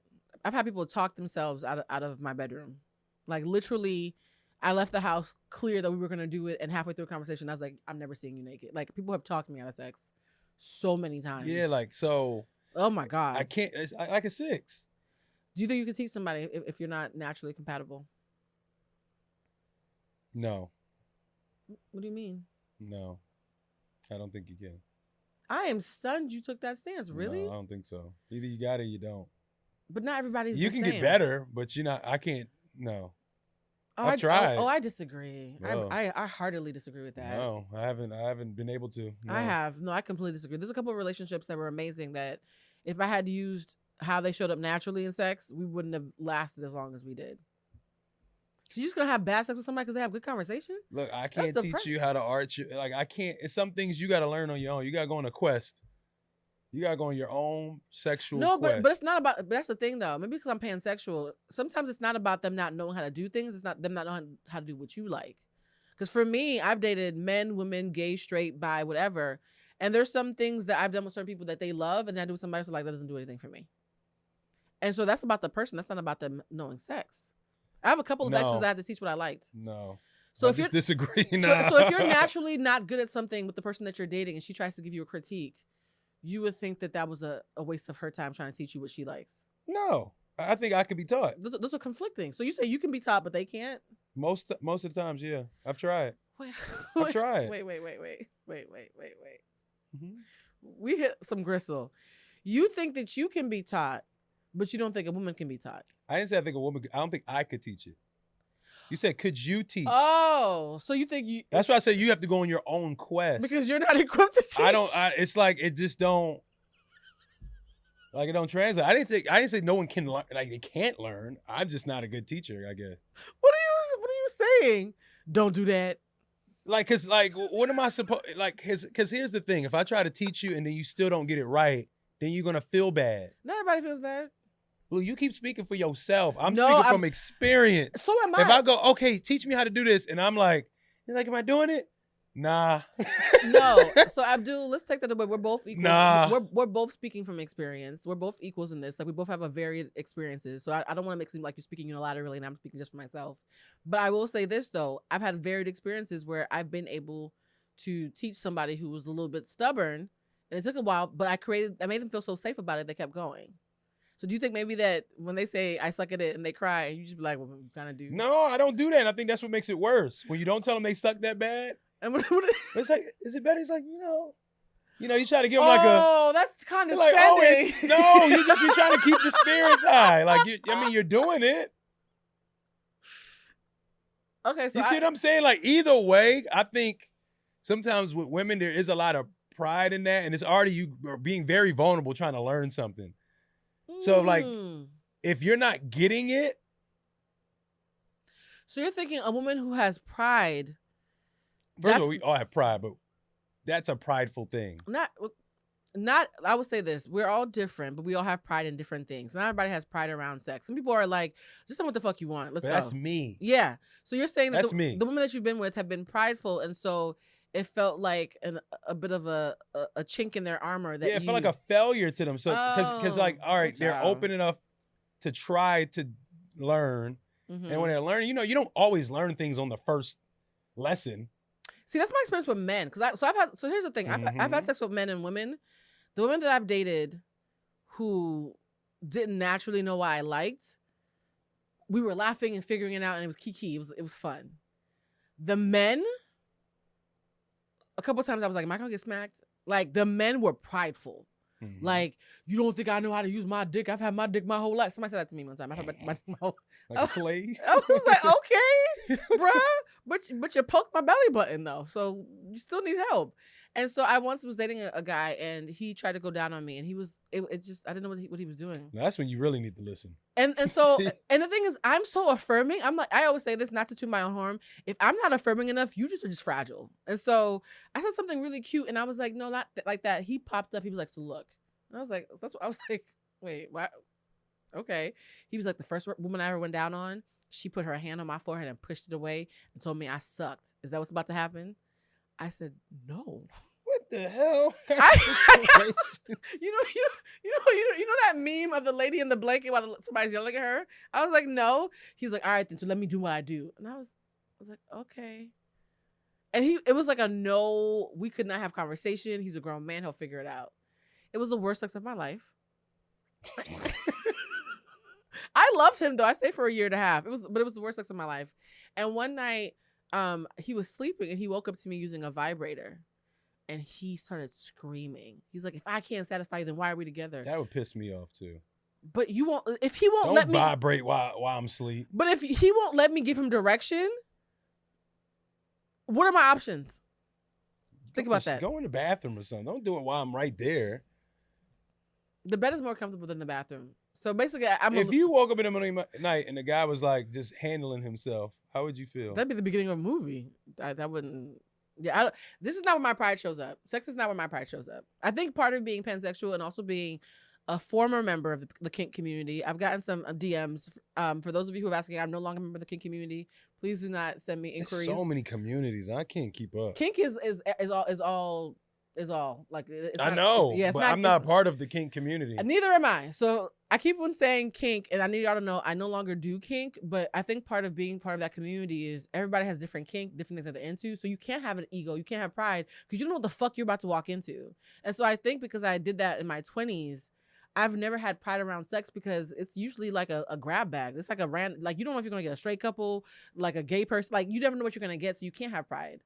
I think maybe straight women might be different because they're like, no, I've been taking dick my whole life. I should be a pro at this, but I'm pansexual, so maybe that's why it's different from me. Okay. Next question is, have you ever had a painful friendship breakup and how did you handle it? Painful. Yeah. Yes, I have. And But how we did you- became friends again. I just ghosted them. That's how I handled it. Ghosting is so mean. Yeah, it was mean. They were doing mean things to me. I felt like they were using me for money and they got my child involved. And Then- I don't rock like that. Then how did you forgive that?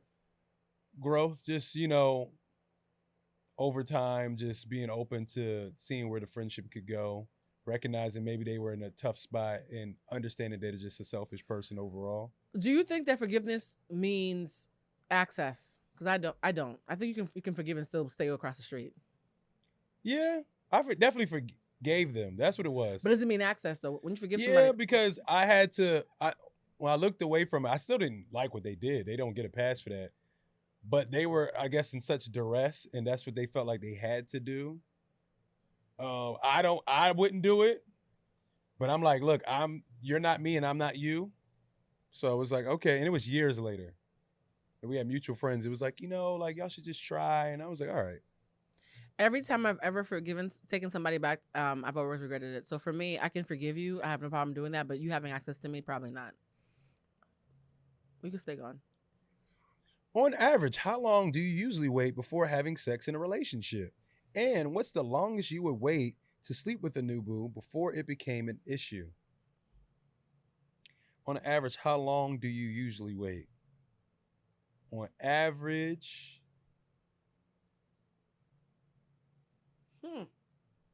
like 7 days.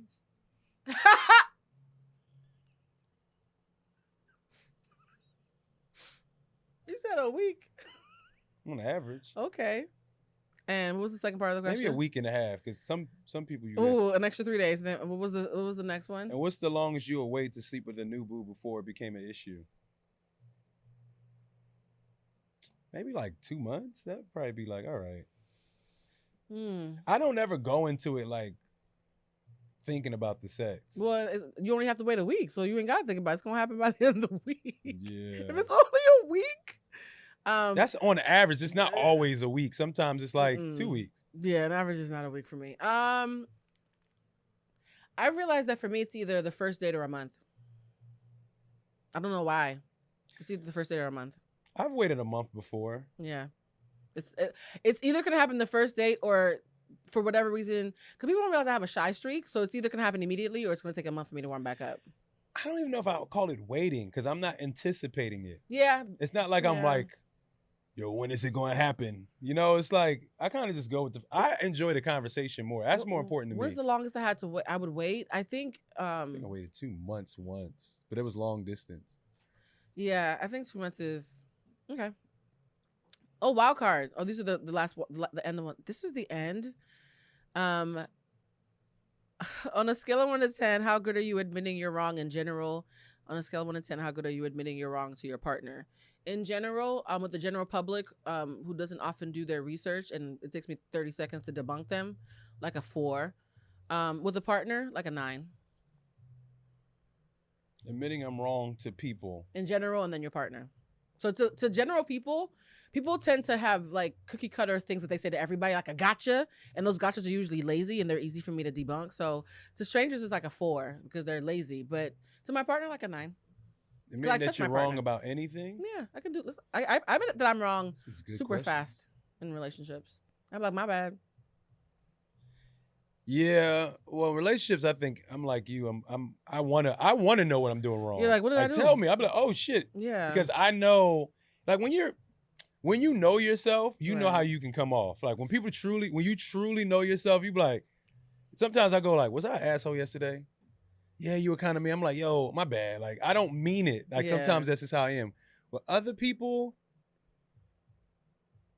I just feel like with me and my friends, we always call each other out for being wrong. So you think it's a 9 for both? I don't want to lie and say it's a 9, but 2 numbers. These are the last 3 lightning round ones. I'll say like a 7. A 7 for strangers. Yeah. And then But I like to be wrong because like I'm a person that leaned in. I don't know. Like a lot of questions you ask, I'd be like, I don't get it. But if you do think you know, can you still admit you're wrong? Yes. Okay. Next question. These are the lightning round questions, guys. I'd be like, oh, okay. I'd be like, oh, new information. Okay, now I know. If you could go 5 years in the past and give yourself a warning, or 5 years in the future and get some advice, what would you do? I would go in the future. Future. Yeah. What's happening? Yeah. What's up? Bitcoin. Get the past. What's going on with Bitcoin? Yeah.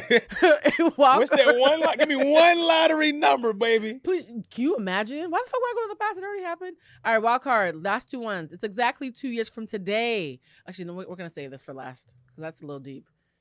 Oh no, these are both kind of deep. It's exactly 2 years from today, Saturday or whatever the date is. Not Saturday. Whatever it is, November 18, 2023. Paint us a picture quickly of where you are in life 2 years from today. 2 years from today, I'm sitting in my newly bought home. Yes. My son is out there playing video games in the living room. I'm kind of smacking him back in the boy, get up and do something else. He'll be taller than you by then, but go ahead. Yeah. I probably have like a little home studio situation. Nice. I'll probably be driving some kind of Kia because I'm sick of car notes, so I want to have the cheapest car possible. That's still kind of cool. That was the first car I got was a Kia. I'm about to get me a Kia Optima. What else am I doing? Yeah, man, I'm picturing grass. Like wherever I'm living at has like a nice big yard. Yep. And I'm out there just with a dog. I finally have a dog.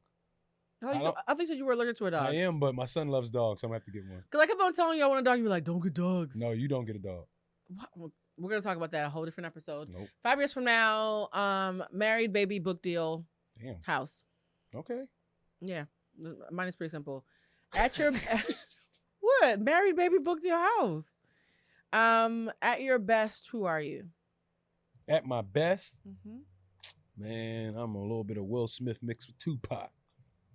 I'm both of Jada's fantasies. Oh, shit. Hello.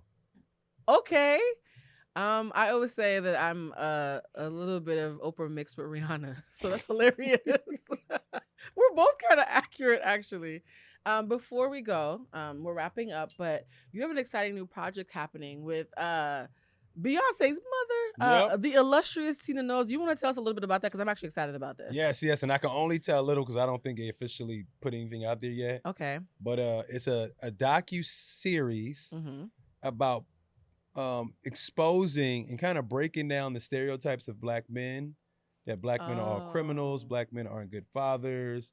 So I'm being interviewed in that situation, and it's coming out next year around Black History Month. So it's like only in a few months. Yeah. Why do you think it's important for us to like re-envision the narrative around black men? I mean, even like today when you sent me that video, the football player smacking his girlfriend up, it's just like we just see all of the worst things that black men can offer on the media. And I feel like we don't get to, and I'm not gonna say those things aren't highlight, like the good things I think they are, but no one really, it's not sensationalized, nobody really cares. All we see is death, shootings, rap music, smacking of girlfriends. It's just like some of the worst montage. And like that stuff affects your brain. It affects me. Like, you know, it makes me look at people different. So I know it's affecting other people. I feel like it's really good. Like we need to see that because we are not just one thing. I like one of the things I think you touched on is that I think black men are only shown in extremes. They're either superheroes or they're villains. Yeah. And I think just a simple good black man who like takes care of his family and treats people right, that's not sexy enough. Yeah, it's boring. He either has to be a mandingo or a thug. And I think that one of the things I love about how you present yourself on social media is you highlight Black fatherhood because people act like that doesn't exist. Last question about that, the baby conversation we had earlier. Do you think it's possible to be a horrible partner but a good father? Yeah, I think most. I don't think most. That'd be a lie. I think there's that in a lot of situations where people aren't ready to be in a partnership or a relationship because that's its own type of work. Yeah, it is. But somehow you turn out to be a good role model in a way. Somehow, it's weird. I mean, but it happened. In the words of Dave Chappelle, you came from my balls. I mean, so there's probably an investment that the baby came from you. I'm reading Will Smith's book, and Will Smith's dad was very abusive, but he was his superhero, and just hearing about the character of his father and how it shaped him, it was like, yeah, his dad wasn't perfect, but it helped raise a very impactful man. Very impactful, yeah. So yeah, I think being a father, you don't have to be perfect. I think sometimes it's better if you're not perfect, not violent, or your too kids aggressive. learn from seeing you fail. Yeah, too. but it's realistic. Yeah. Like I love realistic things. Everything can't be perfect and cookie cutter. Like you have to show the real. Damn it, you are very real. I had to stop myself several times from calling you Abdul. We have to do a final toast, and you have to do this toast because I did the last one. All right. I don't. First of all, I still have a lot left in my glass. You didn't take a shot. I took a shot. No, you took a shot. You drink like a grown man. We have a grown man in the studio, y'all. My cute. I want to toast to our visions that we just came up with that will be happening in 2 years to come true. Oh, I love that. Let's manifest that. Let's manifest. Salud. It's a lot of vodka. Oh. Shout out to everybody who's been listening. This is Casamigos. We really need a sponsorship. All the liquor brands I be shouting out. You need to try Nosotros tequila. Bring me a bottle. So good. Sounds like a Christmas gift to me. I'm gonna find it and I'm gonna bring it. Find a bottle. Oh, it's so good. Oh, it's a new moon. I'm not a new moon, a full moon, guys. A full moon is in Taurus. Whoop whoop. Shout out to my gang.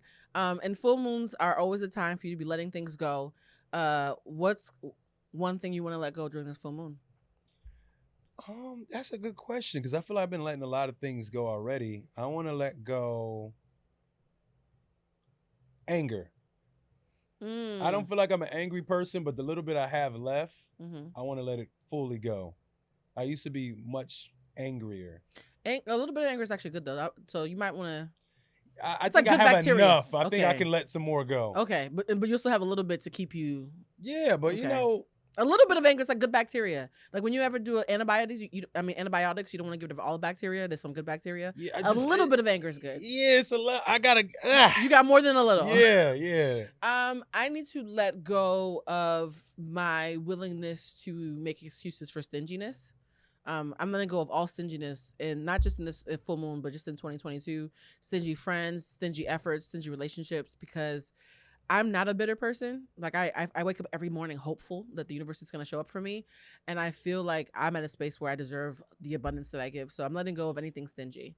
Okay. Even whatever lives in me. I might have some stinginess that I don't even know about. So you're letting go of excess anger.